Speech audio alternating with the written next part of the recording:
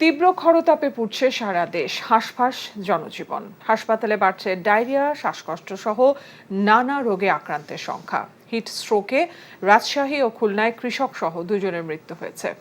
এদিকে রোদে আমের বৃদ্ধি প্রক্রিয়া ব্যাহতের পাশাপাশি ঝরে যাচ্ছে আম।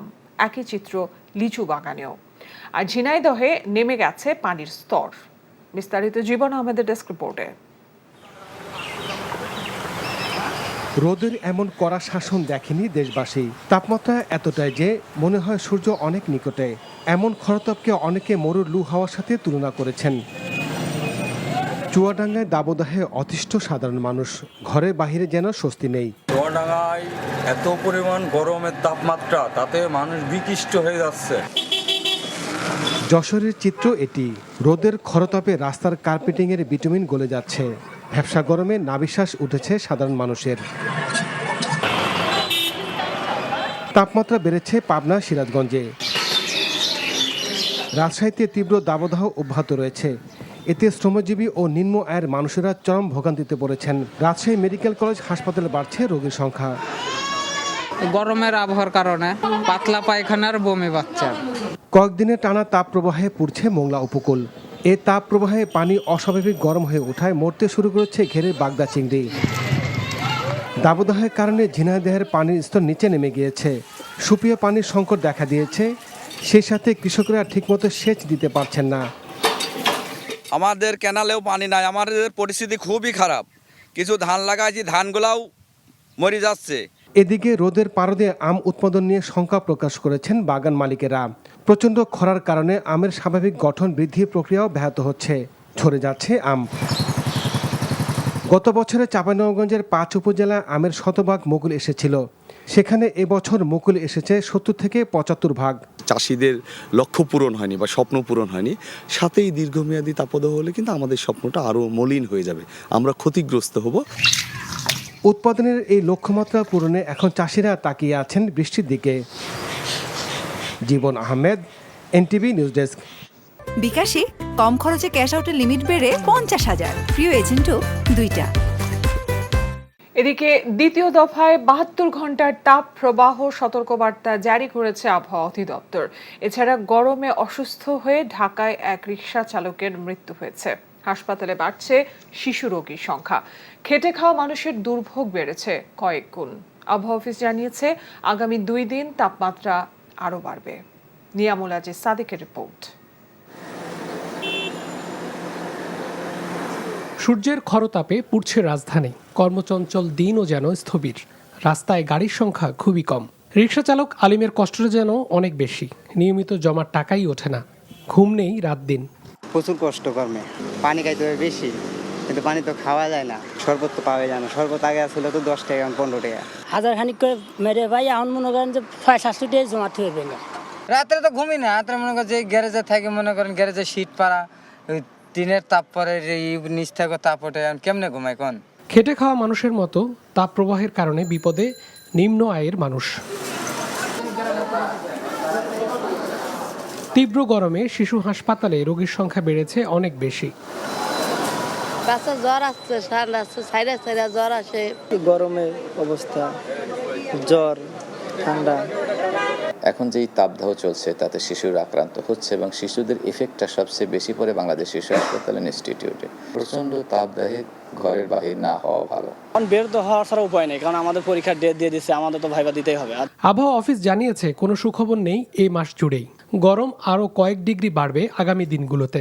আগামীকাল 23 তারিখ আরও বিস্তার লাভ করেছে। তাপমাত্রা আর একটু বাড়তে পারে, তবে 24 তারিখে যাওয়ার পর দেখা যাচ্ছে আরও বেড়ে গেছে। দীর্ঘ সময় বৃষ্টি হচ্ছে না এবং বড় ধরনের যে বৃষ্টির কারণ যে ওয়েস্টার্ন ডিস্টারবেন্স এই ধরনের নাই, এবং তাপমাত্রা 40, 41, 42, যেটা 42 বলে অতি তীব্র তাপদাহ।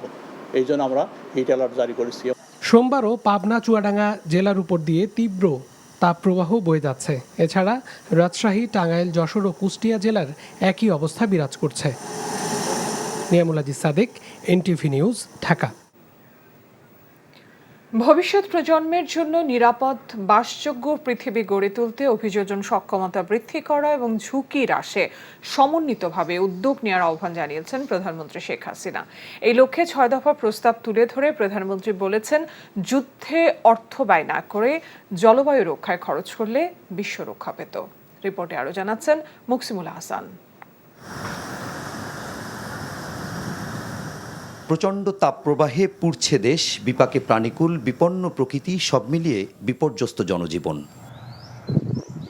এমন বাস্তবতায় জলবায়ু পরিবর্তনের অভিঘাত মোকাবেলায় 2013 সাল থেকে বিভিন্ন দেশে জলবায়ু অভিযোজন সম্মেলন ন্যাম এক্সপো আয়োজন করে আসছে জাতিসংঘ। এরই ধারাবাহিকতায় ঢাকায় প্রথমবারের মতো অনুষ্ঠিত এই এক্সপোতে অংশ নিচ্ছে 104টি দেশের বিভিন্ন সংস্থার প্রতিনিধিরা। সোমবার সকালে বঙ্গবন্ধু আন্তর্জাতিক সম্মেলন কেন্দ্রে 4 দিনব্যাপী জলবায়ু অভিযোজন সম্মেলনের জাতীয় অভিযোজন পরিকল্পনার উদ্বোধন করেন প্রধানমন্ত্রী শেখ হাসিনা। সম্মেলনে জলবায়ু পরিবর্তনের অভিঘাতে ক্ষতিগ্রস্ত দেশগুলোর বাস্তুচ্যুত মানুষের পুনর্বাসনের দায়িত্ব সকল দেশকে ভাগ করে নেওয়ার আহ্বান জানান প্রধানমন্ত্রী শেখ হাসিনা।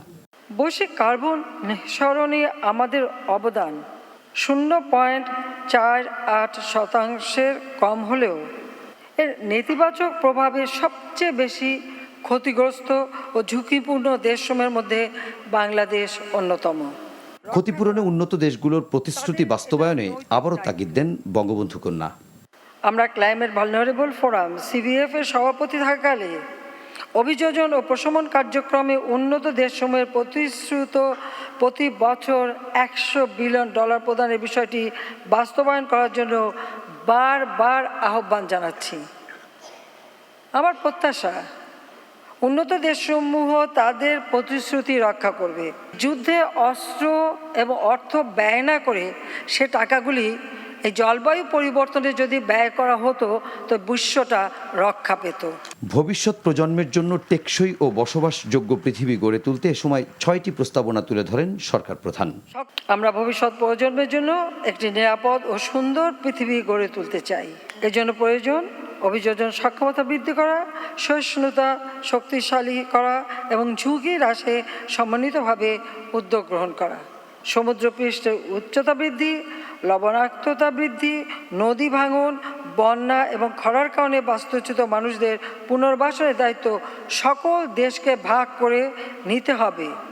এবং সবশেষে প্রধান অর্থনীতি সমূহকে পরবর্তী প্রজন্মের জন্য একটি টেকসই ভবিষ্যৎ নিশ্চিত করতে অংশীদারিত্বের ভিত্তিতে বিশ্বব্যাপী সকল অংশীদারদের সঙ্গে কাজ করতে হবে। এ সময় প্রধানমন্ত্রী জানান, বাংলাদেশ দুর্যোগের ঝুঁকি হ্রাস ও জলবায়ু পরিবর্তনের অভিযোজনে কার্যকর পদক্ষেপ নেয় গত বছরের ঘূর্ণিঝড় মোখায় দেশে কোনো প্রাণহানি হয়নি। সেই সাথে জলবায়ু পরিবর্তনের বিরূপ প্রভাব মোকাবেলায় সরকারের নেওয়া বিভিন্ন পদক্ষেপের কথাও জানান শেখ হাসিনা। Muksimul Hasan, NTV news, Dhaka. দ্বিপাক্ষিক রাষ্ট্রীয় সফর ও UNESCAP-এর 80তম সেশনে অংশ নিতে কাল বুধবার 6 দিনের সফরে থাইল্যান্ড যাবেন প্রধানমন্ত্রী শেখ হাসিনা। সফরে থাইল্যান্ডের রাজা, প্রধানমন্ত্রী সহ ঊর্ধ্বতন কর্মকর্তাদের সাথে বৈঠক করবেন প্রধানমন্ত্রী। সফরে ভিসা সংক্রান্ত একটি চুক্তি সহ বিভিন্ন বিষয়ে 3টি সমঝোতা স্মারক এবং মুক্ত বাণিজ্য বিষয়ে একটি আগ্রহের সম্মতিপত্র স্বাক্ষরের কথা রয়েছে। সোমবার পররাষ্ট্র মন্ত্রণালয়ে এক সংবাদ সম্মেলনে এসব কথা বলেন মন্ত্রী ডক্টর হাসান মাহমুদ। পররাষ্ট্রমন্ত্রী বলেন, জাহাজ MV আবদুল্লাহর নাবিকদের মানসিক অবস্থা পর্যালোচনা করে পরবর্তী ব্যবস্থা নেওয়া হবে। এ সময় বিএনপির সমাবেশ ডাকা নিয়ে মন্ত্রী বলেন, সমাবেশের নামে জ্বালাও পোড়াও করলে কি ব্যবস্থা নিতে হবে তা সরকারের জানা আছে।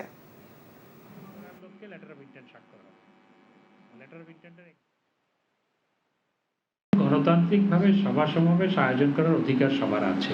আমরা আশা করব বিএনপি আগের পথে আর হাঁটবে না। বিএনপি গণতান্ত্রিক রীতিনীতি পালন করে অক্ষুণ্ণ রেখে তারা সভা সমাবেশ করবে। যদি আগের পথে হাঁটে, আমরা তাদেরকে কিভাবে মোকাবেলা করতে হয় জানি। জনগণ তাদেরকে আর আগের পথে হাঁটতে সুযোগ দিবে না। আমিরাতের আল হামরিয়া বন্দরে নোঙর করল এমভি আবদুল্লাহ। ফুল দিয়ে স্বাগত জানানো হলো নাবিকদের। অবশেষে সংযুক্ত আরব আমিরাতের শারজার আল হামরিয়া বন্দরে নোঙর করেছে সোমালীয় জলদস্যুদের কাছ থেকে ছাড়া পাওয়া বাংলাদেশি জাহাজ এমভি আবদুল্লাহ। এনটিভি আমিরাত প্রতিনিধি মামুনুর রশিদ জানান, সব আনুষ্ঠানিকতা শেষে স্থানীয় সময় সন্ধ্যে 7:30টায় জাহাজটি বহির্নোঙর থেকে বন্দরে নোঙর করে। এ সময় সেখানে সংযুক্ত আরব আমিরাতের বাংলাদেশ দূতাবাসের রাষ্ট্রদূত, কর্মকর্তা এবং জাহাজটির মালিক পক্ষের প্রতিনিধিরা উপস্থিত ছিলেন। ফুল দিয়ে স্বাগত জানানো হয় নাবিকদের। দীর্ঘ সময় শারজা বহির্নোঙরে থাকলেও বন্দর কর্তৃপক্ষের অনুমতি না পাওয়ায় জাহাজটি বন্দরে ভিড়তে পারেনি। এর আগে সংবাদ সম্মেলন করে জাহাজটির মালিক পক্ষ এবং বাংলাদেশের রাষ্ট্রদূত জানান, জাহাজে থাকা 23 জন নাবিক সুস্থ আছেন। তাদের ইচ্ছে অনুযায়ী নেওয়া হবে পরবর্তী সিদ্ধান্ত। আজকে আমরা সবাই আনন্দিত, খুশি। আল্লাহর অশেষ রহমতে আমরা সুস্থ এবং অক্ষতভাবে আমাদের ডেস্টিনেশন শারজায় পড়ে আসছি। তো আমি সবার কাছে দেশবাসী এবং বহির্বিশ্বের যারা আমাদের জন্য দিন রাত দোয়া করেছেন এবং আমাদের মালিক পক্ষ সরকারপক্ষ চেষ্টা করে আমাদেরকে অতি অল্প সময়ে আমাদেরকে মুক্ত করে এনেছেন, সেজন্য আমি সবার কাছে কৃতজ্ঞ প্রকাশ করছি। মুক্তিযুদ্ধ, মুজিবনগর সরকার এবং সম্প্রীতির বাংলাদেশ শীর্ষক আলোচনা সভা করেছে সম্প্রীতির বাংলাদেশ ঢাকা বিশ্ববিদ্যালয় শাখা। সোমবার সকালে ঢাকা বিশ্ববিদ্যালয়ের আরসি মজুমদার অডিটোরিয়ামে এই সভা অনুষ্ঠিত হয়। আলোচনা সভায় বক্তারা বলেন, বঙ্গবন্ধু সোনার বাংলা প্রতিষ্ঠায় কাজ করছেন প্রধানমন্ত্রী শেখ হাসিনা। বক্তাদের দাবি, এখনো বাংলাদেশের সামনে বহু প্রতিবন্ধকতা রয়েছে। এসব প্রতিবন্ধকতা কাটিয়ে সম্প্রীতির বাংলাদেশ প্রতিষ্ঠায় তরুণ প্রজন্মকে কাজ করার আহ্বান জানান বক্তারা। সভায় প্রধান অতিথি ছিলেন ঢাকা বিশ্ববিদ্যালয়ের উপাচার্য অধ্যাপক শীতেশ চন্দ্র বাছার। বিকাশে কম খরচে ক্যাশ আউটের লিমিট বেড়ে 50,000, প্রিয় এজেন্টও 2টা। ঐতিহাসিক মুজিবনগর দিবস উপলক্ষে আলোচনা সভা ও সংবর্ধনার আয়োজন করে মক্কা বঙ্গবন্ধু পরিষদ কেন্দ্রীয় কমিটি। সৌদি আরব থেকে মক্কা প্রতিনিধি কামাল পারভেজ অভি জানিয়েছেন, মক্কার একটি হোটেলে সংগঠনের সভাপতি হাবিবুল্লাহ সওদাগরের সভাপতিত্বে ভারপ্রাপ্ত সাধারণ সম্পাদক আবু সাঈদ সবুজ এবং যুগ্ম সাংগঠনিক সম্পাদক মুফিজুর রহমান মুফিজের যৌথ উপস্থাপনায় অনুষ্ঠানে সংবর্ধিত অতিথি ছিলেন ঝলম ইউনিয়ন আওয়ামী লীগের সভাপতি ও মক্কা বঙ্গবন্ধু পরিষদের সাবেক সভাপতি খায়রুল আনাম ইয়াকুব এবং কক্সবাজার ঈদগাহ ইউনিয়ন আওয়ামী লীগের সভাপতি তারেক আজিজ। বিশেষ অতিথি ছিলেন সৌদি আরব রিপোর্টার্স অ্যাসোসিয়েশনের সভাপতি MY আলাউদ্দিন, মক্কা কৃষক লীগের সভাপতি নুরুল ইসলাম কুতুবী, মক্কা আওয়ামী ফাউন্ডেশনের সভাপতি মোজাম্মেল হক, মক্কা আওয়ামী পরিষদের ভারপ্রাপ্ত সভাপতি আব্দুল খালেক।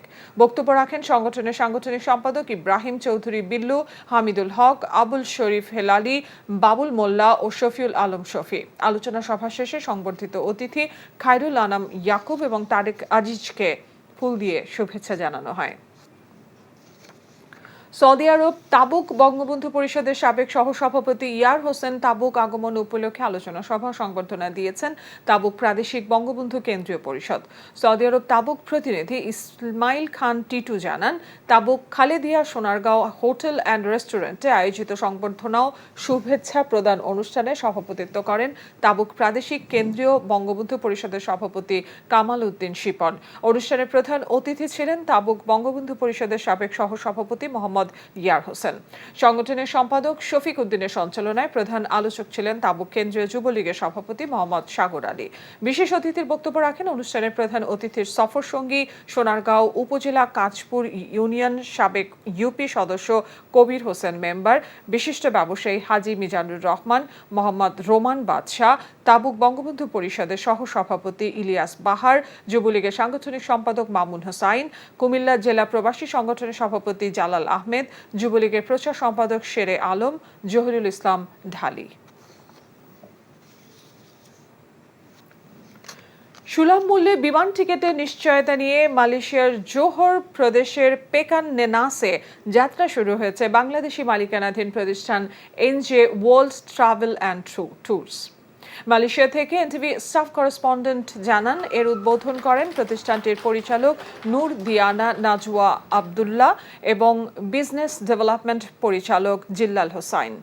এ সময় প্রধান অতিথি হিসেবে ছিলেন বিশিষ্ট ব্যবসায়ী শাহিন সর্দার, বিশেষ অতিথি এনজেড ওয়ার্ল্ড ট্রাভেলসের business development manager Zillur Rahman, Johor Bangladesh community নেতা ফাহিম আহমেদ, আব্বাস আহমেদ, শরফিন আহমেদ, জনি শেখ, রানা প্রধান, আলতাফ আহমেদ সহ অনেকে। পরে দোয়া ও মোনাজাতের মধ্য দিয়ে প্রতিষ্ঠানটির আনুষ্ঠানিক যাত্রা শুরু হয়। এ সময় পেকান নেনাসের প্রবাসী বাংলাদেশিদের বিমানের টিকিট সংক্রান্ত যে কোনো তথ্যের জন্য এনজে ওয়ার্ল্ডে আসার আহ্বান জানান প্রধান অতিথি শাহিন সর্দার। সৌদি আরব তাবুক ডুবা শাখা বিএনপি কমিটি গঠন এবং আলোচনা সভা অনুষ্ঠিত হয়। সৌদি আরব তাবুক প্রতিনিধি ইসমাইল খান টিটু জানান, তাবুক যুবদলের কার্যালয়ে আয়োজিত ডুবা শাখা বিএনপি কমিটি অনুমোদন ও আলোচনা সভায় সভাপতিত্ব করেন তাবুক বিএনপির প্রতিষ্ঠাতা সভাপতি আলহাজ আব্দুল জলিল মৃধা। তাবুক প্রাদেশিক শাখা বিএনপি সাধারণ সম্পাদক জাহাঙ্গীর আলম পাটোয়ারির সঞ্চালনায় উপস্থিত ছিলেন আমির হামজা, AKM আনোয়ার, নজরুল ইসলাম, বাবু ইউসুফ, মোহাম্মদ সাজু মিয়া, আওলাদ হোসেন সহ তাবুকের বিভিন্ন শাখার নেতৃবৃন্দ। আলোচনা সভা শেষে তাবুক বিএনপি সভাপতি আলহাজ আব্দুল জলিল মৃধা এবং সাধারণ সম্পাদক জাহাঙ্গীর আলম পাটোয়ারির যৌথ স্বাক্ষরে সভাপতি মিজানুর রহমান, সাধারণ সম্পাদক আলমগীর হোসেন, সিনিয়র সহ সভাপতি মোহাম্মদ দুলাল, সহ সাধারণ সম্পাদক গাজী আজিজুল হক, সাংগঠনিক সম্পাদক হুমায়ুন মিয়া সহ সাংগঠনিক কামরুল ইসলাম পাটোয়ারি, প্রচার সম্পাদক মোহাম্মদ সেকুল সহ 101 সদস্যের পূর্ণাঙ্গ কমিটি ঘোষণা করেন। নবনির্বাচিত ডুবা শাখার বিএনপির প্রধান উপদেষ্টা নির্বাচিত হন মিনার সরকার। বিকাশে কম খরচে ক্যাশ আউটের লিমিট বেড়ে 50,000, প্রিয় এজেন্টও 2টা।